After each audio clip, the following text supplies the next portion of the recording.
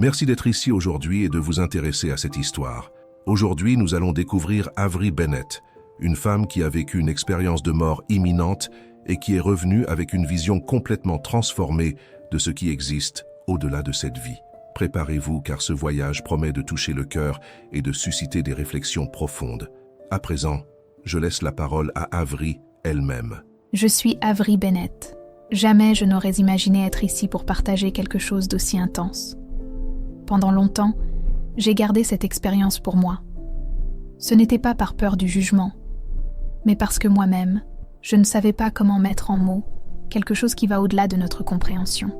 Comment expliquer une expérience qui transforme totalement notre vision de la vie et de la mort ? Aujourd'hui, je sens que c'est le moment de raconter. Je veux que vous compreniez que je ne suis pas une experte ou une personne extraordinaire. Je suis simplement une mère ordinaire qui a vécu quelque chose d'inimaginable. J'ai affronté la mort, je suis revenue et cela a tout changé pour moi. Mon histoire n'est pas seulement une question de peur. C'est un voyage de confrontation avec la mortalité et un retour avec une nouvelle perspective. Parfois, il faut plonger dans l'obscurité pour apercevoir la lumière. Avant cela, ma vie était ce que beaucoup appellent pas normal. Des hauts et des bas, des défis quotidiens. Je suis la mère de Dylan, mon cher fils, qui est en fauteuil roulant depuis l'âge de 8 ans. Il a toujours été le centre de mon monde. J'étais aussi mariée à Simon, et je pensais que notre mariage allait bien, jusqu'à ce que je découvre une trahison qui a détruit ma confiance. Les mois précédant la nuit qui a tout changé, je me sentais complètement épuisée. Une douleur constante dans le bras gauche me gênait, mais je l'ai ignorée. Il y avait tellement de responsabilités, tant de choses se passaient, que je n'avais pas le temps de penser à ma santé. Puis, une nuit ordinaire est devenue extraordinaire. Lorsque j'ai franchi la ligne entre la vie et la mort, ma vision de tout a changé.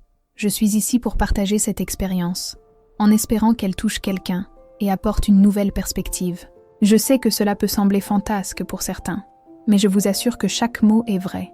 Mon histoire commence dans la douleur, mais trouve son chemin vers l'espoir. C'est une histoire de choix difficiles, d'amour, de souffrance et, finalement, d'un nouveau but. J'espère qu'en écoutant ce voyage, vous serez inspirés à réfléchir sur la vie et les décisions que nous prenons chaque jour. Retour en arrière, les mois précédant cette nuit ont été chaotiques. Mon mariage n'était qu'une façade. Simon, l'homme avec qui j'avais construit ma vie, ne m'a pas seulement trahi. Il l'a fait avec quelqu'un que je considérais comme une amie proche.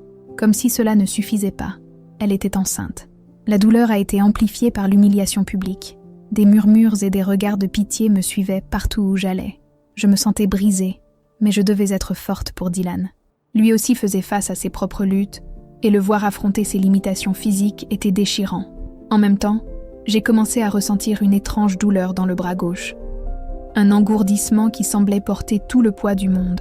Mais qui avait le temps de se préoccuper de cela ? Alors que j'essayais de surmonter le scandale, Simon a découvert que le bébé n'était pas le sien. Il a supplié pour mon pardon, promettant de tout réparer. Mais comment reconstruire quelque chose après une trahison aussi dévastatrice ? Chaque excuse de sa part semblait vide, ravivant seulement la douleur. L'amour qui existait autrefois avait été remplacé par un ressentiment profond. Je me sentais piégée dans un mariage sans sens, dans une vie qui semblait avoir perdu son cap.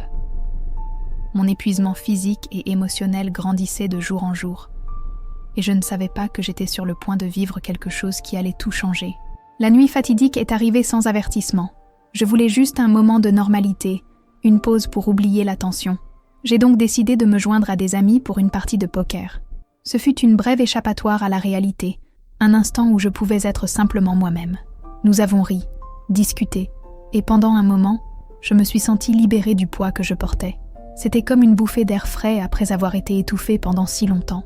Je ne savais pas alors que cette nuit marquerait le début de quelque chose qui transformerait ma vie à jamais. La paix ne semblait jamais durer. Quand j'ai enfin commencé à ressentir un aperçu du bonheur, Simon est apparu. Titubant et visiblement ivre, il apportait avec lui l'odeur forte de l'alcool et un regard rouge, prêt à détruire la moindre trace de tranquillité que j'avais trouvée cette nuit-là. C'était quelque chose qu'il semblait savoir faire. Transformer les moments de soulagement en tempête. Il a exigé que je rentre chez lui avec lui. À cet instant, j'ai été envahie par un flot d'émotions. Colère pour son intrusion, peur de ce qui pourrait arriver si je refusais, et une fatigue profonde, presque paralysante. Pour des raisons que je ne peux même pas expliquer aujourd'hui, j'ai cédé. Peut-être que j'étais simplement trop épuisée pour lutter, ou peut-être qu'il y avait, dans un coin oublié de mon cœur, une étincelle d'espoir qu'il puisse changer. Simon a insisté pour que je conduise sa nouvelle voiture. Je n'avais jamais pris le volant de ce véhicule, et l'idée me rendait nerveuse. Mais, encore une fois, j'ai trouvé plus facile d'accepter que de contester. Nous sommes montés dans la voiture, et l'air était lourd, chargé de tensions non dites. Le trajet semblait interminable, et je sentais ses yeux sur moi, comme s'il évaluait chaque mouvement que je faisais. Le silence était étouffant, jusqu'à ce qu'il décide de le briser. Il a commencé à parler de notre mariage, alternant entre des regrets et des accusations. À un moment, il demandait pardon. À l'autre, il me blâmait de ne pas avoir surmonté les problèmes. Puis, dans un geste inattendu, Simon a tendu la main et a pris la mienne. Pas avec délicatesse, mais avec une urgence imprudente. Il a enlevé la bague en diamant qu'il avait mise à mon doigt des années auparavant. Un symbole qui, pour moi, portait encore le poids d'une promesse brisée. Instinctivement, j'ai reculé. Cette bague représentait plus que notre mariage. Elle était un souvenir de ce que je croyais auparavant. L'amour, la fidélité, les rêves. Ce petit acte de résistance a enflammé une colère chez Simon que je n'avais jamais vue auparavant. Son visage s'est tordu en quelque chose de terrifiant, un mélange de colère et de mépris.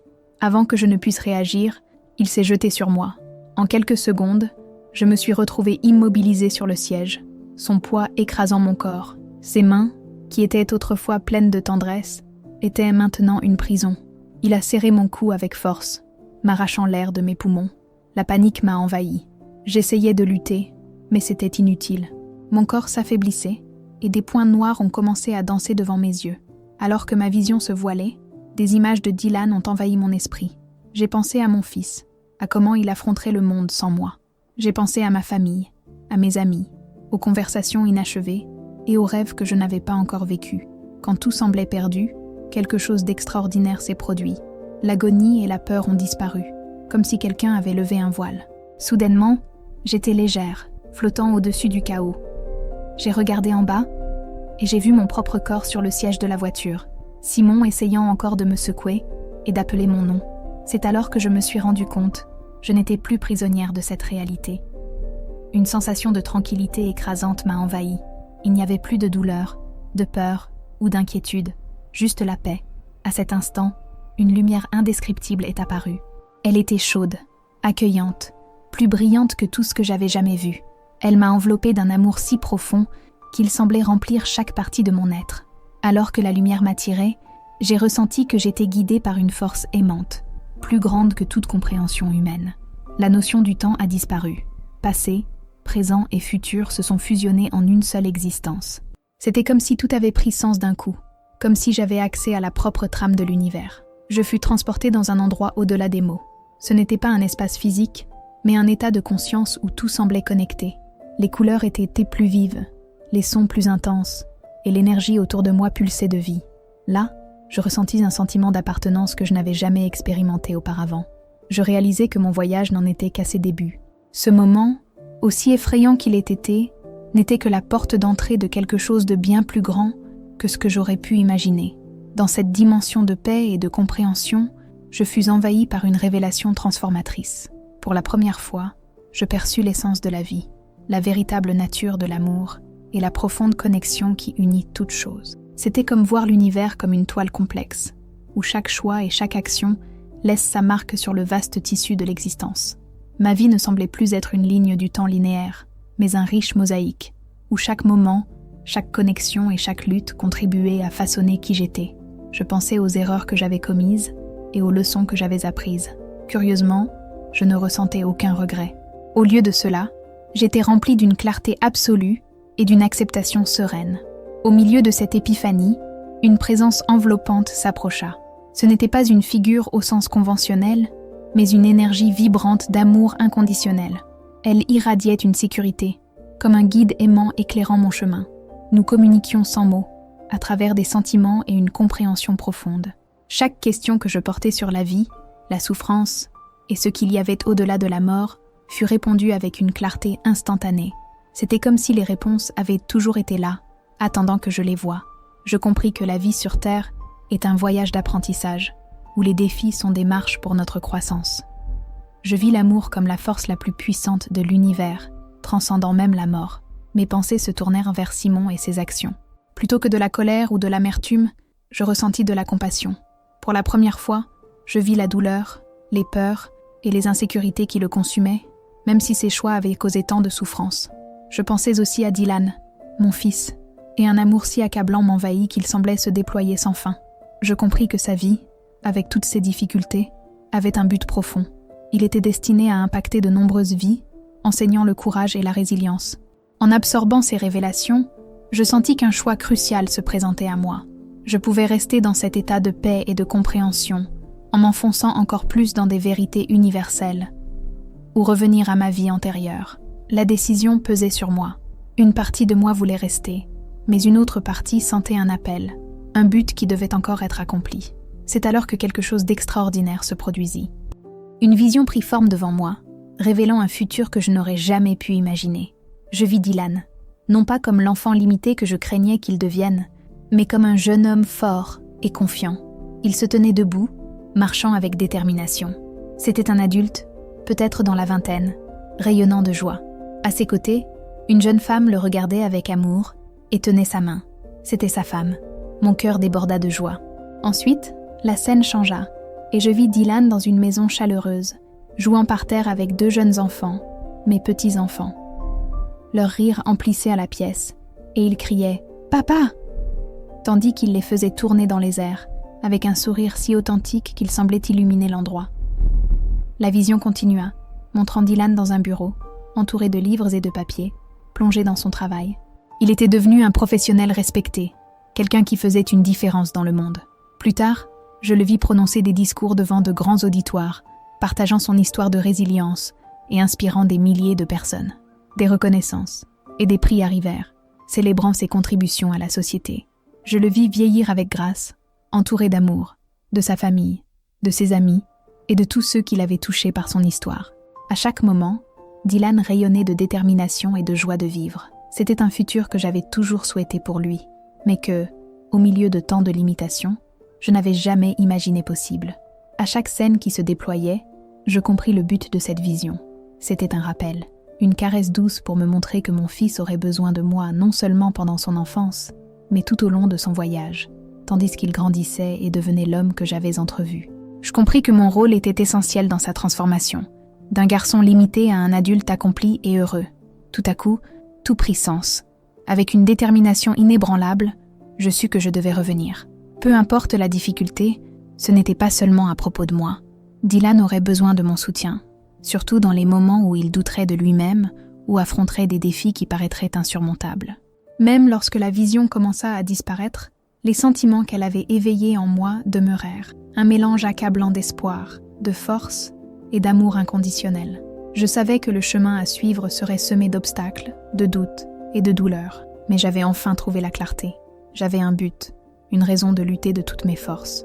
Lorsque la dernière image de Dylan disparut, je me préparais à revenir, déterminée à être la mère dont il avait besoin, la guide qui le mènerait à construire cet avenir radieux.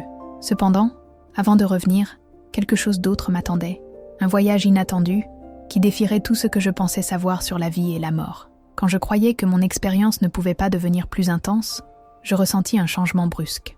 La lumière chaleureuse autour de moi commença à s'éteindre, laissant place à une obscurité dense et étouffante qui semblait ronger ma propre essence. Je fus emportée dans ce que je ne peux décrire que comme un abîme, un endroit qui défiait toutes les explications. Ce n'était pas l'enfer des histoires traditionnelles, plein de démons et de feu éternel. C'était quelque chose de bien plus viscéral, de plus terrifiant. L'air était devenu lourd, un mélange toxique de soufre et de désespoir. La température oscillait entre un froid glacial et une chaleur insupportable. Autour de moi, des âmes tourmentées se tordaient, prises dans leurs propres cauchemars. Elles n'étaient pas confinées dans des corps physiques, mais semblaient souffrir d'une douleur bien plus profonde, enracinées dans leurs propres esprits et âmes. Certaines étaient entourées de flammes qui ne les consumaient pas, perpétuant leur tourment sans fin. D'autres étaient enveloppées par une obscurité si absolue qu'elle semblait éteindre tout l'espoir. Le bruit était assourdissant, une cacophonie de cris et de lamentations, comme une orchestre glacée de souffrance. L'air était imprégné de demandes de miséricorde qui résonnaient sans réponse. Pourtant, au milieu de ce chaos, quelque chose attira mon attention. Je remarquai que certaines de ces âmes semblaient être là après avoir été incinérées. Confuse, je me tournai vers la légère figure de lumière qui était encore avec moi et demandai, d'une voix tremblante, « Elles sont ici parce qu'elles ont été incinérées ?» La réponse ne vint pas en mots, mais comme une compréhension immédiate et profonde. L'incinération n'est pas un péché. Ce qui compte réellement, c'est la vie que nous avons vécue, le chemin que nous avons choisi et non l'état physique de nos corps après la mort. Cette compréhension me fit réfléchir profondément. Cet endroit n'était pas une punition arbitraire d'un Dieu implacable, mais un reflet des choix et actions de chaque personne pendant qu'elles étaient en vie. C'était un miroir, où chaque âme confrontait les conséquences de ce qu'elle avait porté dans son voyage. Je vis des âmes tourmentées par la douleur qu'elles avaient causée aux autres, prisonnières de cycles sans fin de culpabilité. Certaines revivaient les moments où elles avaient choisi la cupidité ou l'indifférence au lieu de l'amour. D'autres étaient emprisonnées par leur propre incapacité à se pardonner, revivant leurs échecs comme un cycle interminable. Je fus envahi par une vague de compassion. Beaucoup de ces âmes ne réalisaient même pas qu'elles avaient un choix, qu'elles pouvaient sortir de là. Leur propre schéma de pensée et de regret les maintenait captives. À ce moment, mes pensées se tournèrent vers Simon et la violence qu'il avait apportée dans ma vie. Étrangement, je ne ressentis ni colère ni désir de vengeance. Au contraire, une profonde tristesse m'envahit. Il devint évident que si Simon ne changeait pas son chemin, peut-être que ce destin l'attendait aussi.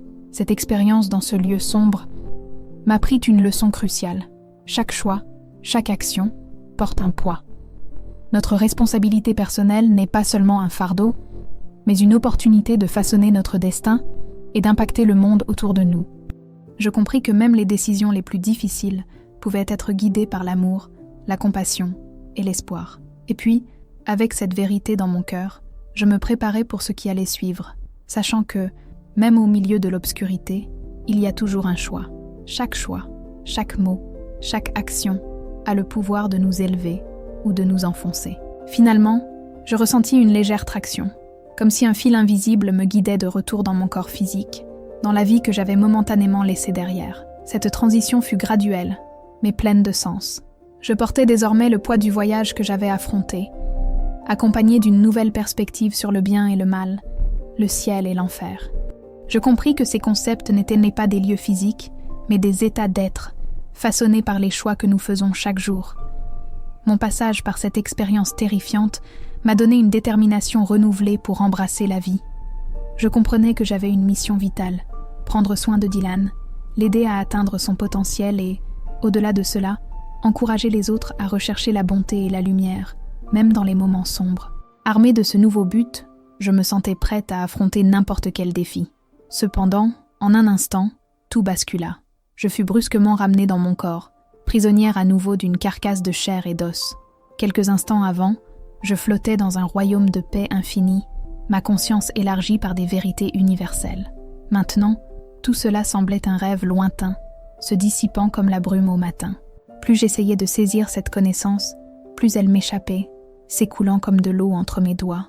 Alors que je luttais pour respirer, mes poumons semblaient avoir oublié comment fonctionner.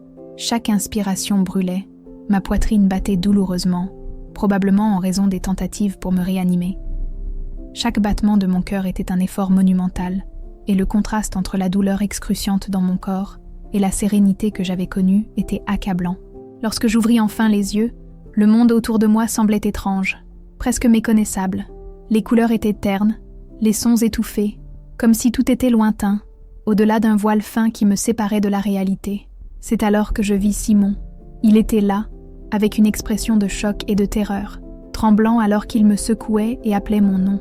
Ses mains me tenaient avec une intensité désespérée, ce qui me causait du dégoût. L'homme que j'avais aimé semblait maintenant un étranger, quelqu'un qui avait presque pris ma vie. J'essayai de parler, mais un simple murmure rauque s'échappa de mes lèvres. « Lâche-moi !» À mon grand désespoir, Simon ne sembla pas entendre, ou peut-être choisit-il d'ignorer ma demande. Il continua à me manipuler, dans une tentative mal orientée de m'aider. Pour moi, c'était une violation supplémentaire. Avec une force renouvelée, alimentée par l'adrénaline, je le repoussai loin de moi. Malgré les protestations de mon corps épuisé, Je vacillais hors de la voiture. Mes pieds instables touchèrent le sol froid, et l'air de la nuit m'enveloppa comme une vague rafraîchissante et coupante. Je pris une profonde inspiration, savourant chaque respiration comme si c'était la dernière. Mes sens étaient aiguisés, mais encore confus.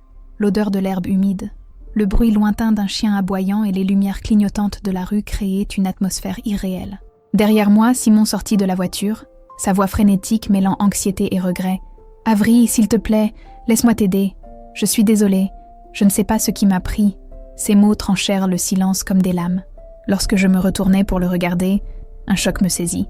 À la lumière de tout ce que j'avais vécu, Simon semblait plus petit, diminué, pathétique. Ses yeux étaient pleins de peur, de regret et de confusion, ce qui éveilla en moi un bref sentiment de compassion, presque comme si je regardais le chaos que nous avions tous deux créé. Un moment, je restai paralysée, partagée entre la colère et la compréhension.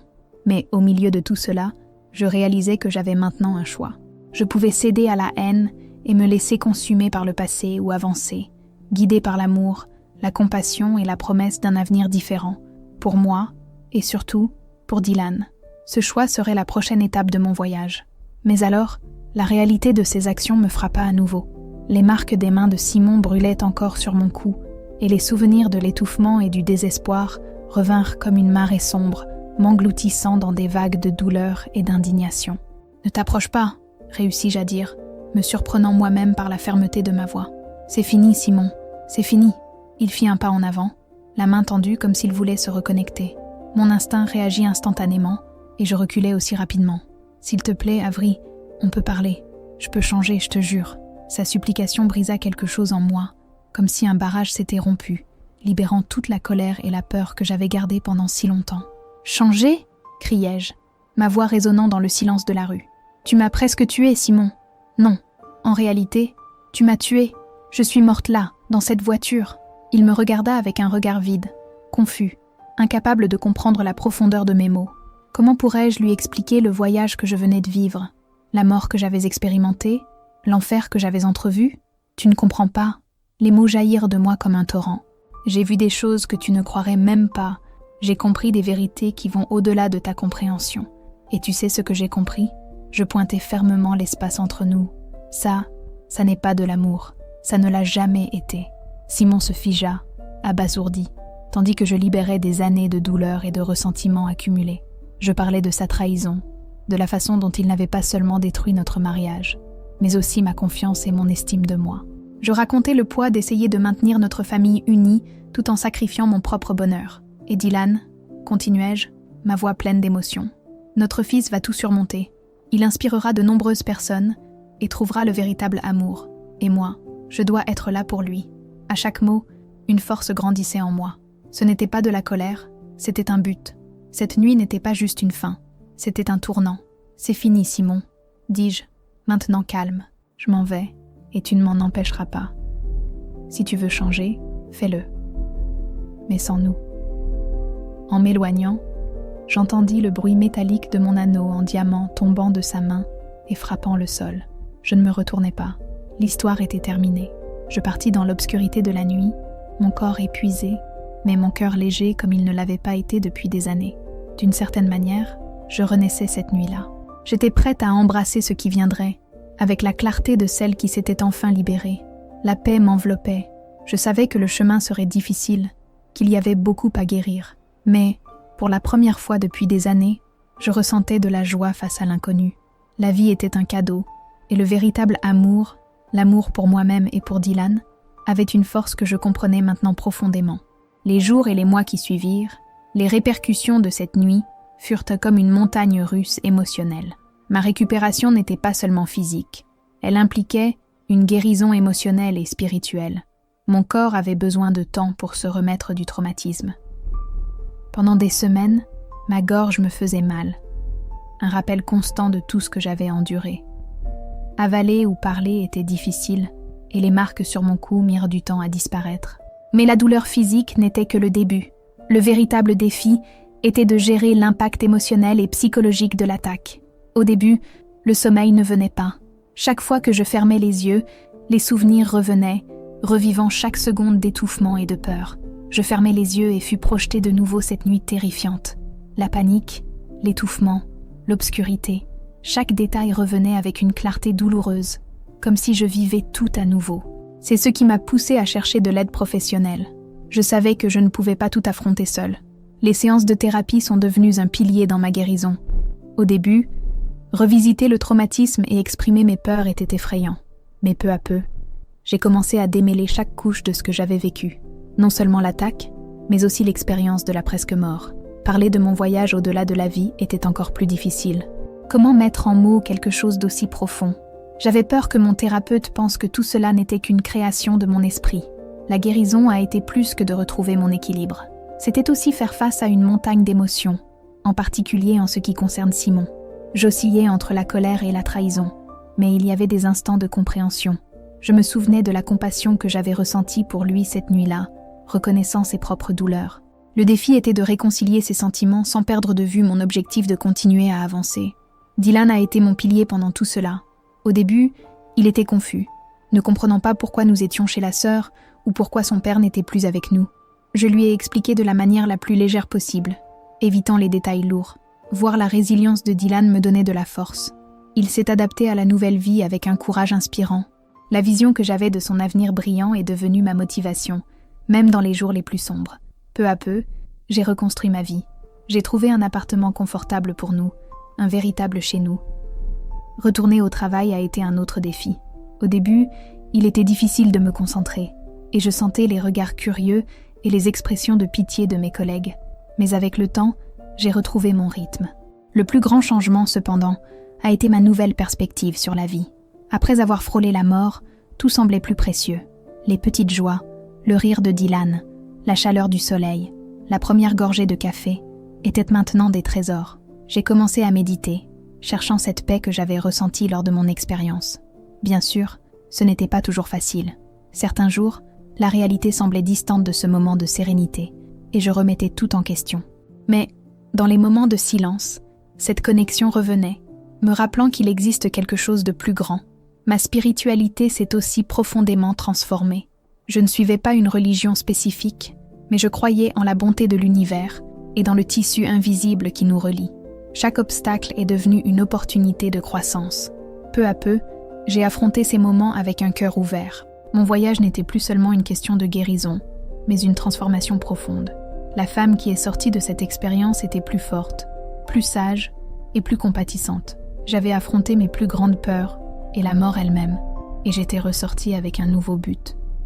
Des années plus tard, en repensant à mon expérience de presque mort, j'ai réalisé à quel point j'avais changé. Cet événement avait été plus qu'une frayeur. Il avait été un tournant. L'une des plus grandes transformations a été ma relation avec Dylan. La vision de son avenir est devenue mon étoile guide. Je commençais à voir au-delà de ses limitations physiques, me concentrant sur son immense potentiel. L'encourager à rêver grand et à ne pas se contenter de moins est devenu ma mission. Dylan m'inspirait chaque jour par sa résilience. Il affrontait chaque défi avec une détermination incroyable. Lorsque les médecins ont suggéré une thérapie expérimentale pour récupérer sa mobilité, il a accepté sans hésiter. Ce fut un voyage long et douloureux, rempli de journées frustrantes et de moments de larmes. Mais chaque fois que le découragement menaçait de nous envahir, je tenais fermement cette vision de Dylan, marchant, souriant, vivant pleinement. Cette image nous donnait de la force. Des années plus tard, voir Dylan faire ses premiers pas sans aide a été bouleversant. Ce n'était pas un miracle instantané. C'était le fruit de travail acharné, de persévérance et de foi. À cet instant, j'ai compris pourquoi j'avais reçu une seconde chance. Ma vision de la vie et de la mort avait changé à jamais. Avant, la mort me terrifiait. Maintenant, je l'affrontais avec une paix que je n'avais jamais imaginée. Quitter ce monde ? Absolument pas. Mon voyage m'a montré à quel point la vie est précieuse et pleine de sens. Aujourd'hui, je vois la mort non pas comme une fin, mais comme un pas vers une autre forme d'existence. Cette compréhension a transformé la façon dont je vis. J'ai commencé à apprécier chaque moment et à voir l'importance de chaque interaction. J'ai appris à laisser les rancunes derrière moi et à suspendre les jugements hâtifs. Lorsque nous prenons conscience du tumulte que nous créons avec notre négativité, nous comprenons qu'il est essentiel de cultiver l'amour, la compassion et le pardon. Curieusement, mon chemin a pris un tournant inattendu. J'ai commencé à partager mon histoire, d'abord dans de petits groupes de soutien, puis lors de rencontres plus importantes. J'ai découvert que, malgré la difficulté de mes expériences, elles pouvaient apporter du réconfort et de l'espoir à d'autres qui traversaient des moments sombres. Je n'avais jamais prévu de devenir une leader spirituelle ou quoi que ce soit de ce genre. Mais si partager mon voyage peut aider quelqu'un à trouver de la force, je sens que c'est mon devoir. Quant à Simon, il m'a fallu beaucoup de temps pour arriver à un lieu de pardon. Notre relation n'a jamais été aussi proche, et il est resté éloigné de la vie de Dylan pendant de nombreuses années. Mais lorsque Dylan est arrivé à l'adolescence et a exprimé le désir de renouer avec son père, j'ai décidé de ne pas intervenir. J'ai vu cette occasion comme un moyen pour Dylan de vivre les valeurs de pardon et de compassion que je tiens tant à cœur. Leur réunion a fini par être une expérience de guérison pour nous tous. J'ai vu Simon comme un homme transformé, quelqu'un qui avait affronté sa propre obscurité et en était ressorti plus fort. Ce n'était pas facile, mais être témoin de ce moment m'a montré comment la grâce et la rédemption peuvent opérer de manière inattendue. Merci d'avoir suivi cette histoire jusqu'à la fin. Si ce message a touché votre cœur, n'oubliez pas de liker la vidéo et de la partager avec vos amis et votre famille. Qui sait, peut-être qu'il pourra inspirer quelqu'un qui a besoin de force et d'espoir en ce moment. Et bien sûr, abonnez-vous à la chaîne et activez la cloche pour ne pas manquer d'autres histoires comme celle-ci. Ensemble, diffusons l'amour, la foi et la transformation dans le monde.